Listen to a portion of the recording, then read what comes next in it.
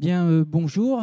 Alors, en qualité de participant à la création de Renacot, j'aimerais aujourd'hui profiter de ce moment, Franck, pour t'interroger, et donc à travers toi interroger la SFAG sur ce que peut apporter un registre, parce que comme tu le sais, certains y voient un intérêt, un atout, d'autres beaucoup moins. Et donc j'aimerais bien connaître la position de la SFAG à ce sujet. Merci Alexandre. Alors pour la hanche et le genou, avoir un registre, c'est une chance.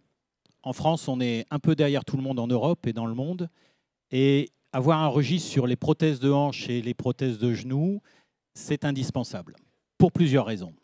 Tout d'abord, c'est une chance que le CNPCOT se soit attelé à ce dossier et créé Renacot, qui demain deviendra indispensable pour nous tous. C'est une chance parce que ça va permettre de s'évaluer. Quand on aura rentré toutes nos prothèses, on saura quelles sont les meilleures, on saura par où il faut passer, quelles sont les meilleures techniques.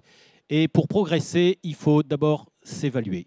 C'est une chance aussi parce que nous aurons notre indépendance. Si les tutelles s'emparent du registre et l'imposent à nous tous, chirurgiens orthopédistes, eh bien, ce ne sera plus la même musique. Nous n'aurons plus notre liberté. Il faut donc que les chirurgiens orthopédistes s'investissent dans ce registre et le CNPCOT nous donne cette chance. Et puis, c'est aussi important pour les industriels qui ont besoin de savoir si leurs prothèses vont bien ou s'il faut qu'ils changent, la directive pour certains implants. C'est une chance aussi pour les patients parce qu'on va pouvoir encore améliorer les techniques et les résultats de nos prothèses. D'accord, très bien. Et donc, un registre, c'est un petit peu de temps hein, pour un chirurgien. On n'en a pas toujours beaucoup. Tu penses que ça va être un frein important? Tu penses au contraire qu'il y a moyen justement que tout le monde y adhère? Alors, c'est un vrai problème. C'est la question. Idéalement, il faudrait que ce registre soit non chronophage et soit indolore parce que nous avons tous beaucoup d'activités et il faut qu'on puisse quand même trouver du temps pour le faire.